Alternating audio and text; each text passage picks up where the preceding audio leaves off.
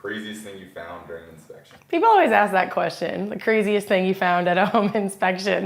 And I don't want to disappoint them, but there's always a few things we find. A lot of it's DIY. People think they've got really good intentions to take care of this problem or whatever. But we found a bathtub in an attic one time because there was a leak that they probably could have been a lot more creative to take care of the leak in the roof rather than just hooking up a bathtub where the drain had like a hose at the drain and it went outside. So super inventive, not quite there. Then we found a plastic Santa Claus in a chimney one time. So we always stand on the roof and kind of shine the light in the chimney, and there's this plastic Santa Claus kind of cockeyed down in there. I wasn't gonna go in after it, but who knows how long it had been in that thing. And it's always a good idea for a home inspector to use their flashlight, especially along the ceiling, because not until we actually use the flashlight did we realize someone put a white sheet up on the ceiling and taped a pretty large section, and it just blended in with the ceiling. But thank goodness for the flashlight, because we were like, that's a giant hole that this